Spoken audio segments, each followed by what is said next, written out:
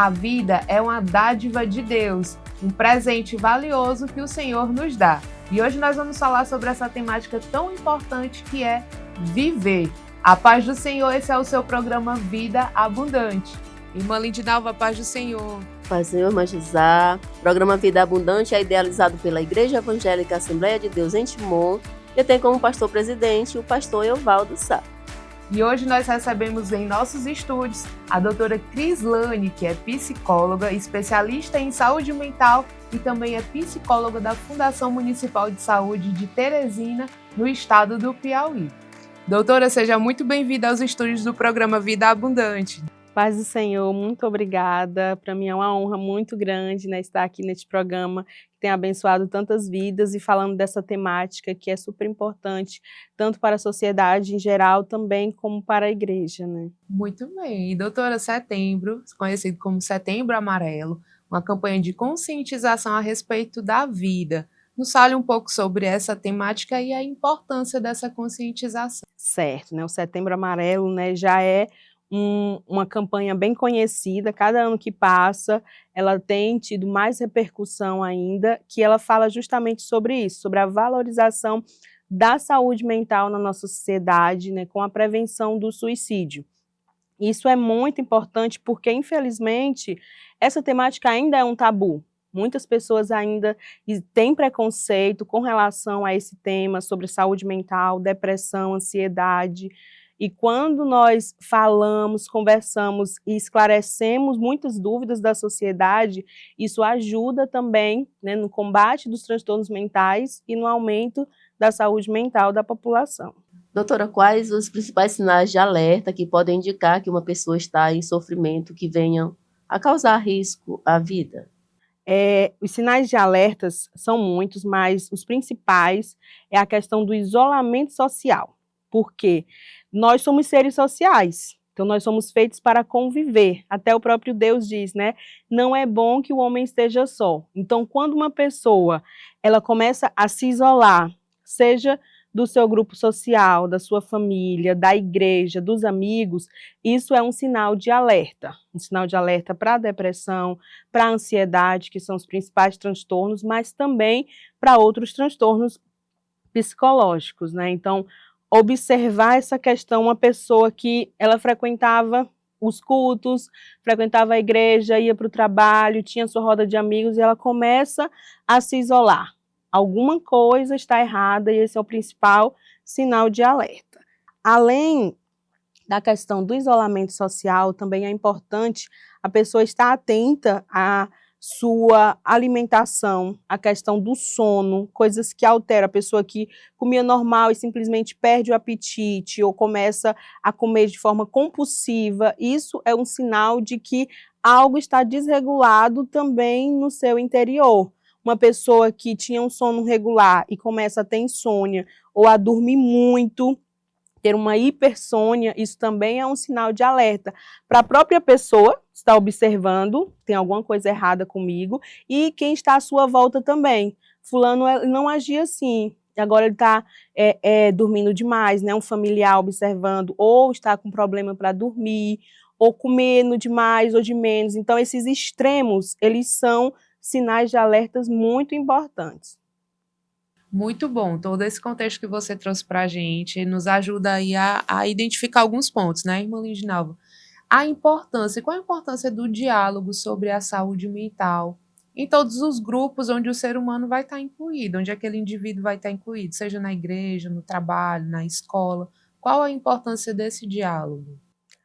É fundamental, né? Tanto que a temática desse ano do Setembro Amarelo é sobre conversar é importante, né? E aí, justamente por conta desse diálogo na saúde mental, que ele abre portas para pessoas que têm seus conflitos conseguirem expor eles, porque isso é uma barreira muito grande que as pessoas enfrentam de uma forma geral. E a saúde mental, ela começa com isso. onde você consegue entender suas próprias emoções, seus sentimentos, entender por que você sente o que influencia as suas emoções. Então, isso tudo vem por meio do diálogo. E isso é algo que ajuda muito quando você consegue colocar para fora, falar sobre isso em um ambiente acolhedor, onde você sabe que aquelas pessoas vão ouvir sem julgar, é fundamental. E isso é algo que está muito em falta na nossa sociedade. É só o que eu recebo na clínica, pessoas que estão extremamente sobrecarregadas porque não têm com quem dialogar, não conseguem falar sobre isso. E quando você abre espaço na família, na igreja e como consequência também na sociedade, isso ajuda de forma indireta e direta também essas pessoas, porque possibilita essa abertura para o diálogo. E aí, quando ela fala, essa iniciativa, quando você coloca para fora, você está também organizando do lado de dentro. E com isso, ajuda a você entender seus próprios pensamentos, suas próprias emoções e a mudar também comportamentos como uma consequência. Doutora Crislane, como a fé e a espiritualidade podem contribuir para a prevenção do suicídio? Como integrar isso ao cuidado psicológico?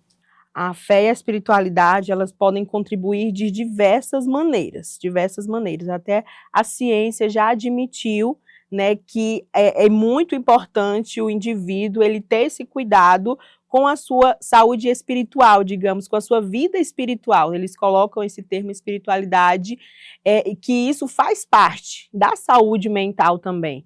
Como eu falei anteriormente, né, o cuidado com a alimentação, ele interfere na saúde mental, o cuidado também com a vida espiritual interfere na saúde mental e vice-versa. Porque nós sabemos, né, mais do que ninguém, que o ser humano ele não é só um. Ele é trino, nós somos corpo, mente e espírito. Nós precisamos cuidar dessas três áreas. E a fé e a espiritualidade, elas ajudam quando você entende que você não consegue controlar tudo. E é uma das principais causas de ansiedade, né, que eu recebo no consultório, é pessoas que querem controlar aspectos da sua vida que fogem do seu controle, pessoas que têm muito medo, muito medo, assim, todos os dias eu recebo, pessoas que se isolam, não saem de casa por conta do medo de qualquer coisa.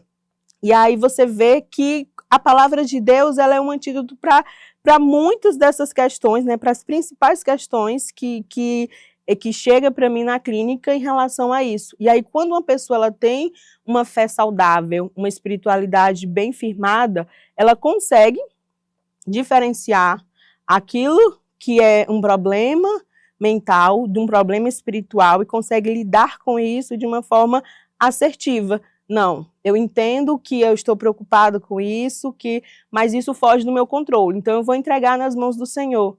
Então, quando você tem essa ferramenta, né, digamos assim, para lidar com as situações do dia a dia, você consegue lidar de uma forma mais tranquila, de uma forma mais assertiva e assim manter uma saúde mental de qualidade.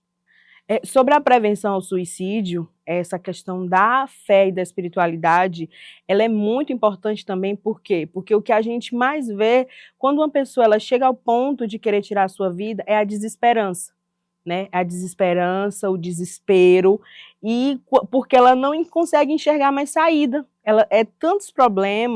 São tantos problemas, é a questão também de você estar muito sobrecarregado, e aí num ato impulsivo você vai lá e tenta algo contra a sua vida. Então, quando você tem uma fé firme, uma espiritualidade, você faz parte de um grupo social, você tem pessoas com quem você pode contar, com quem você pode dialogar, né, que foi o que nós falamos anteriormente, esse fardo ele vai sendo compartilhado e vai se tornando mais leve. E chega alguém para você e traz uma outra perspectiva, algo que você não estava conseguindo enxergar, né, muitas vezes um irmão, um líder espiritual, e aí você e lembra da palavra de Deus, traz à memória aquilo que dá esperança. Então isso é um antídoto contra essa questão de você não ver mais saída, porque é isso que uma pessoa que tenta, né, tirar a sua vida, é porque ela já tentou, ela acha, né, que tentou de tudo e que nada mais dá certo. Então, ela disse, então, para que continuar? Então, é melhor tirar a minha vida. E aí a gente sabe que essa não é a solução, porque o suicídio, ela é uma justificativa permanente, é algo permanente para um problema temporário que a pessoa tem. Só que isso ela não enxerga no momento. E ela precisa de alguém do lado dela para ajudar a passar por essa situação temporária e ela conseguir continuar a vida com esperança. Então, a fé e a espiritualidade, elas são uma ferramenta essencial, né, na prevenção, no cuidado com a vida.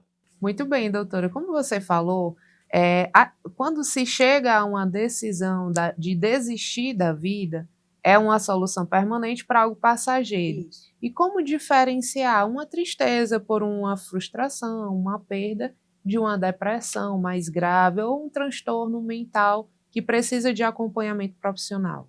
Certo. É importante estar atento a duas coisas: a intensidade e a duração dessas emoções. Por quê? Porque a tristeza, a ansiedade, elas são emoções naturais que todo ser humano tem. Então, se você passa por algo muito intenso, como você falou, uma frustração, um luto, uma perda, é natural que você se sinta triste. Se você se encontra diante de uma situação que você não esperava, algo que aconteceu ali que lhe pegou de surpresa, é natural que você se sinta mais ansioso. Então, isso faz parte da vida do ser humano. São as nossas emoções. Agora, como diferenciar isso? Estar atento à intensidade e à duração desses sintomas. Por exemplo, você pode passar por um luto, você vai ficar triste, você vai vivenciar aquelas emoções. Se você não reprimir, vai chegar um momento em que você vai seguir a sua vida. Mas aí você passa 1, 2, eu já atendi pessoas que estavam de luto há 13, 14 anos. Não conseguiram seguir adiante. Então, a intensidade e a duração desses sintomas, eles já estavam desproporcionais. Então, esse é o momento de você ligar, né, o alerta vermelho e dizer, não, isso aqui já está desproporcional, preciso procurar um acompanhamento, saber o que está acontecendo para melhorar dessa situação. Então, doutora Crislane, sobre o transtorno mental, a gente sabe que a ideação suicida, ela vem em momentos, mas ela pode ter momentos de lucidez, a pessoa pode ter esses momentos. Então, quando chega um momento em que ela perde o controle da situação, como alguém pode fazer, o que alguém pode fazer para ajudar? Certo. A primeira coisa, né, vou falar em relação à pessoa, ela se observar, ela entender que ela tem limites. Entender esses limites e respeitar eles é muito, muito importante. Por quê? Porque muitas vezes você quer ir além das suas capacidades, e isso é o que mais tem adoecido a nossa sociedade. É uma sobrecarga física, sobrecarga mental. E aí, quando a própria pessoa ela não se conhece, ela não conhece os seus limites, é como se fosse um copinho, e esse copinho vai enchendo, enchendo, enchendo, e aí chega um momento que esse copo transborda, derrama, que é quando essa pessoa não consegue mais ter controle das suas emoções, e aí o termo popular, né, ela surta, e aí acaba tendo um ato impulsivo, a ponto de querer tirar a sua própria vida. Então, a primeira coisa é nós estarmos atentos às nossas próprias emoções, entender as nossas limitações, aprender a dizer não. E quem está à volta também olhar e dizer, nossa, fulano está muito estressado. Coisas pequenas que antes passava de forma, ela relevava, agora já é o que tira ela do controle, do seu controle emocional, algo que ela já se estressa, já responde de uma forma agressiva, tem alguma coisa errada. E aí, muitas vezes, a pessoa nem se percebe. Isso que você está falando é muito importante. A gente fala muito do que é necessário falar, como você já mesmo ensinou. O necessário verbalizar o que se sente, mas em algumas ocasiões o ambiente não é favorável para que essa conversa aconteça. E aí entra também a importância de se criar ambientes saudáveis. Exatamente. Isso é essencial, porque o que eu ouço muito na clínica é o quê? Pessoas que já tentaram falar, tentaram conversar, mas que a outra pessoa queria encontrar uma solução para o problema, nem escutou, e aí chega, não, mas eu tentei falar com fulano e ele queria resolver meu problema, eu só queria ser ouvida, eu só queria ser acolhido. Isso acho que todos os dias eu escuto pelo menos um paciente dizendo isso. Isso é algo muito importante, porque aí entra também o papel da igreja, que a igreja de Timon, né, tem realizado um excelente trabalho com a CEASADET, né, com os mutirões de saúde mental, como vai ter esse mês, e ao longo, né, de todo o ano tem atendimentos regulares, então isso já é algo muito importante, porque os irmãos sabem, se não sabem, né, é para saber que a igreja conta com esse espaço acolhedor, com um profissional que está ali preparado para lhe ouvir, acolher e tentar ajudar com essas dores. Mas também no meio social da igreja. Algo que eu recomendo muito para os meus pacientes é procurarem ambientes.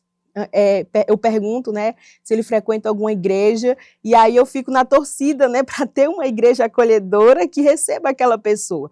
E nós podemos ser esse ambiente acolhedor também. Uma pessoa de confiança com quem ela pode se abrir. Então, isso é muito importante também. Essas seriam as principais formas de buscar ajuda? Sim, sim, com certeza. A primeira coisa, né, é você ter alguém de confiança. Porque se você não tem uma pessoa com quem você confia, você não vai se abrir. Você não vai falar sobre as suas dores, você não vai se expor, né, expor a sua vulnerabilidade. Então, ter alguém de confiança com quem você pode falar é uma das principais formas, né, de você encontrar essa ajuda. E sobre o tabu que muitas pessoas têm ainda de achar que quem vai procurar um profissional é porque não está mais normal. Existe isso também? Sim, demais, demais, demais. Para a pessoa chegar, né, até o consultório, eu sempre digo, olha, você já deu meio caminho, né? O meio caminho andado foi você reconhecer que precisa de ajuda e você chegar até aqui. Porque realmente esse tabu ainda existe, é real. Até às vezes a própria pessoa chega, não, olha, eu não sou doido não, viu? Eu tô aí, mas eu não sou doido. E aí, você já se conscientizar disso, de que isso não é coisa de doido, de que pedir ajuda é um ato de coragem, não de fraqueza, é muito importante mesmo. Verdade, doutora. Também é comum, às vezes, não ter a identificação com o profissional, né? E quando não houver essa identificação com o profissional, abandona ou persiste com outros? Isso existe, né, por essa questão da transferência, da empatia ali, que muitas vezes você não encontra no profissional. E aí é muito importante tentar insistir, porque isso acontece em toda profissão, né? Em todas as especialidades. Em todas as especialidades, mas você reconhecer. O ideal, né, seria que as pessoas que procuram um profissional, né, da saúde mental encontrassem ali uma pessoa de confiança, uma pessoa com empatia para lhe ouvir sem julgar e conseguir caminhar com você para resolver o problema, resolver uma crise.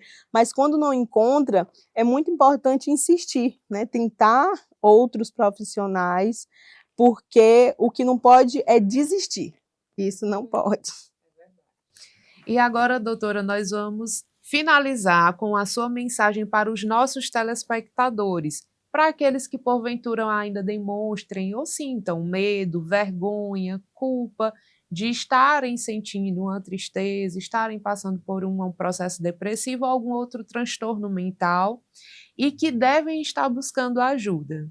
Certo. Primeira coisa, né, é que buscar ajuda não é sinal de fraqueza. Não é sinal de fraqueza. Muitas pessoas ainda pensam dessa forma, acham que dão conta de tudo. Não, eu dou conta de tudo, e isso vai causando uma sobrecarga muito grande. Então, você não precisa lidar com os seus problemas, com as suas crises, com a sua desregulação emocional sozinho.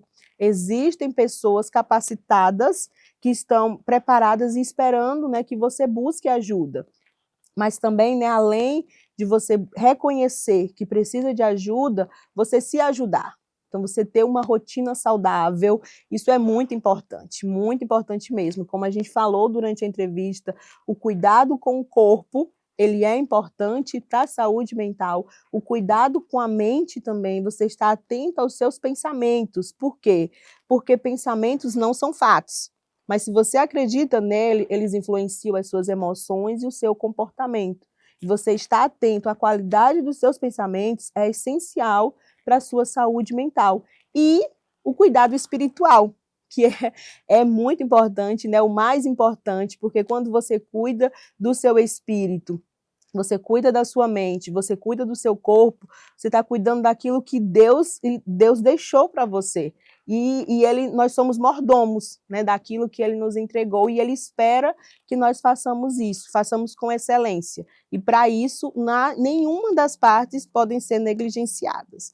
Então, tenha cuidado com a sua saúde como um todo, saúde física, mental e espiritual. Muito obrigada, doutora, por sua participação no programa Vida Abundante. Uma honra recebê-la aqui. A honra é minha, eu que agradeço, né? Que Deus continue abençoando. Amém, foi um grande prazer. E agora você confere um clipe musical.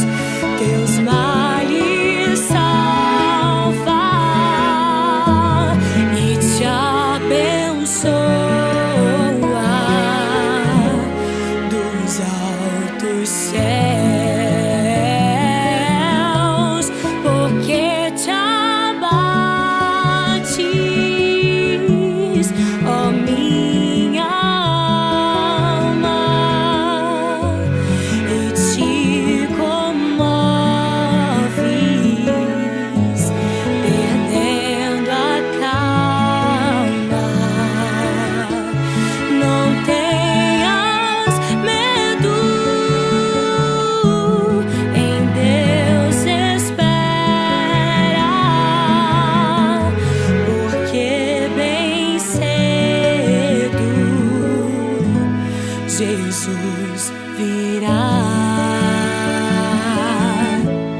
Terás em breve as dores findas no dia alegre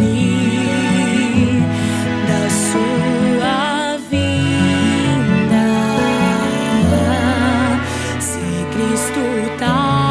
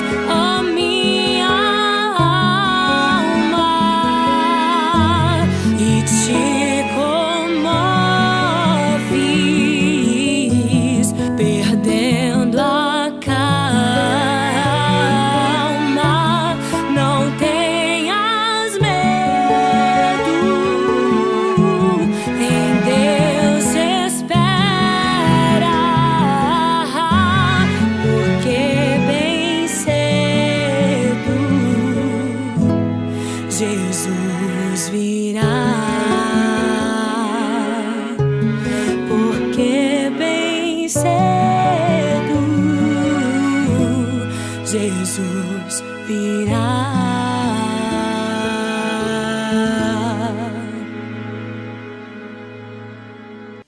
Chegamos ao final de mais um programa Vida Abundante, quando falamos sobre uma temática tão importante, a valorização da vida. E Jesus disse: eu vim para que tenham vida, e vida plena e abundante. E você nos ajuda também a levar essa mensagem de esperança, curtindo, compartilhando e se inscrevendo no nosso canal TV AD Timon. Confere toda a nossa programação. No próximo sábado, irmã Lindinalva, estaremos aqui juntas novamente com a permissão de Deus. A paz do Senhor seja com todos vocês, que o Senhor abençoe a cada família que nos acompanha. Lembrando que vida abundante é a sua vida plena em Jesus.